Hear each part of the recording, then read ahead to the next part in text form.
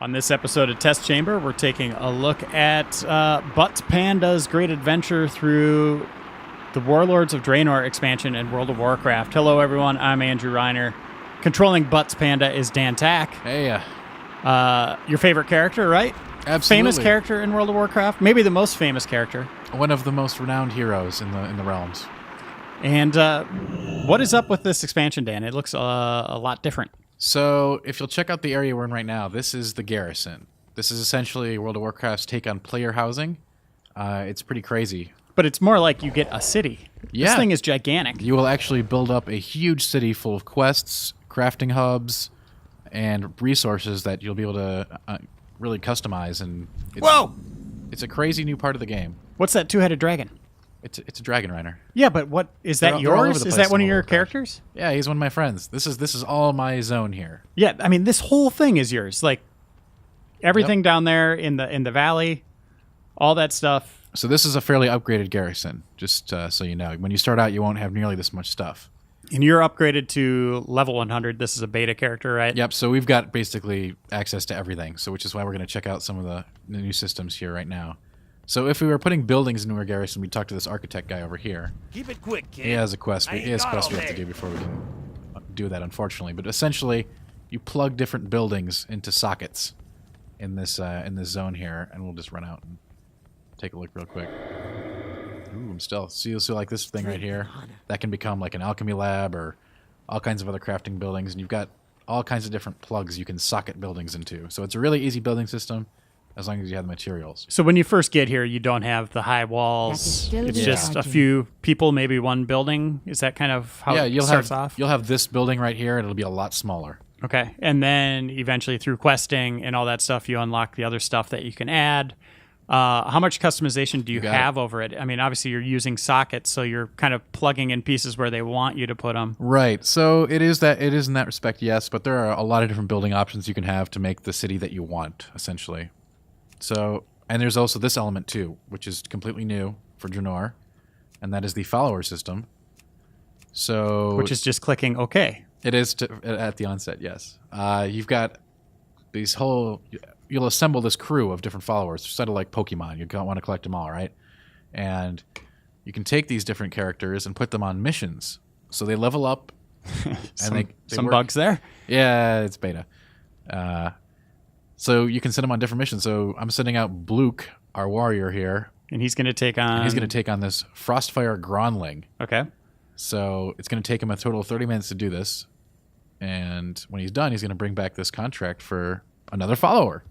Super cool. I like that they have 15 minutes of travel, and then the mission takes him 15 minutes. Is that different? Obviously different times, but do they base it on how far he's going out into the world? You know what? Probably. I don't have a real answer for you, but I do know that these followers, they all have all kinds of different skills. Like this Bluke here, he's got recklessness, and he's a heavy drinker. So he has increased success chance when on a mission with a Pandaren. So if we were to put him on a team with a Pandaren, they'd have a better chance of winning and getting the reward.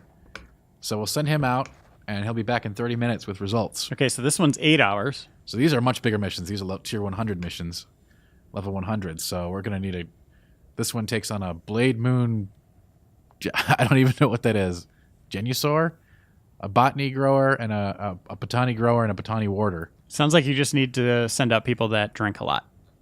I think that will work with everything here. Well, we've got a level 99. That should be fine. Now, see, normally what we want to do when we're doing 0% chance. Well, we've only got one person on the mission so far. It doesn't matter. It's a 3-person mission. He's weak. So we've got 0% chance. Oh, and we still have, with 3 people, we still have 0% chance. So what you want to do when you're doing these is these all have different skills, right? And your guys all have different skills. So what you want to do is you take different characters with traits and abilities. This is kind of like the real game. And you sync them up so they can counter the opposing team's strengths for a better chance at winning the mission. Why are you... They're going for it. They're dead. They'll level up. They'll get some XP even if they fail. Can they die? They cannot die, but you won't get great rewards. As you can see, you can send out your little guys. How do you get all these guys? You'll unlock them through quests and even drops. Like you saw, one of those missions we had actually gave a mission for another contract. So that's how you get them. You find different contracts, and sometimes people you're questing with will give you either building plans or contracts for new followers. How many can you have? I don't know if there's a cap. And can you get rid of them, or are they always with you? As far as I know, they're always with you, but maybe you can get rid of them. You are limited by some of these other missions take more materials to send them out. I'm just wondering if you can have just all pandas, or you know what I mean, like all dragons. And I'm pretty sure that after we dive into the expansion for a while, people will have hardcore panda teams and hardcore orc teams and all that kind of good stuff. Can I visit other players' garrisons? That's a great question. I don't think you can. That doesn't mean I'm right.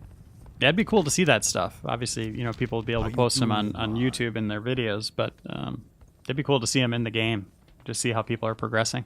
Sure. And you can check out your garrison report here, and maybe they'll even make that mobile so you can send your followers out when you're on the go, which would be really cool. I think you're going to get some bad news in about 8 hours on one of those. Yeah, but they might get some experience and level up, so that'll be cool. Yeah, let's just run around here. I want to see. So see your place here. Here's an example plot. We could socket a crafting building in here or something, or a resource building. And same here. So this is, like I said, this is tier 3, so we're going to have lots of different plots. The starting garrison, you've only got like 4 or 5 pegs you can put stuff in. And the environment around you here, the base around you, can you upgrade that? The walls and the gates? It becomes visually, superior every time you upgrade it to the next tier. And tile sets, is that available too? I don't think so. Really? This is, not that I know of, no. So there's not that level of customization with the walls and stuff, but certainly by the building-to-building basis, yes. And where is this based? How do you get to this? This is in one of the starter zones for Draenor, Frostfire Ridge. So players will be coming through here around like 90 to 92, I believe, and you'll be setting up with your garrison almost immediately upon entering into the Draenor. Let's see it on the map. So it's a big part of the game. And as you can see, if we leave the zone, okay, it should show up on our map as garrison. And this is, as we pointed out, this is still in beta. Super happy to be on the rocket. It's a great ride. When is this coming out, Dan Tack? When will it be officially released? This will be out sometime in Q4, November or December. So you can see, big thing on the map, garrison. Yeah, pull out a little more. It's like Google Maps. Keep going. Yeah. So this is Frostfire Ridge. Okay. And as you can see, the questing has sort of changed a little bit. So now you get a really clear sense of whether you completed the story in a zone or not by this story progress indicator.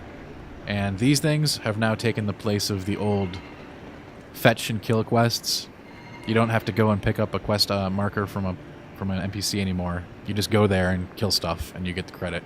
And all the bells and whistles of WoW obviously included in terms of the battling and raids, stuff like that. Sure. So all the old content that you can expect, dungeons and raids and all that stuff, has basically just been, it's just an addition of the garrison system, which is tied into a lot of different aspects of this expansion. And they've also done some ability condensing, so you won't have completely clogged hotbars with 70 abilities or so on them anymore. They sort of dialed that down.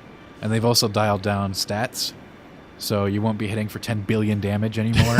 Why? So we're back to 10,000 being a lot of damage, Reiner. So. And is that across all of WoW? Yes. I mean, that's a big. Okay. That's a stat squish across the board.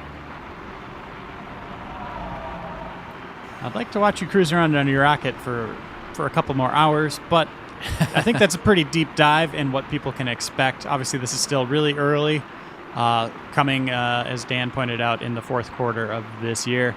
Thanks, Dan. Any parting thoughts here? I can't wait to build up a garrison. It's really cool how you get to do it, and the follower system, I'm sure, is going to really be interesting to play around with. Alrighty. Well, thanks for watching, everyone. We'll see you next time on Test Chamber.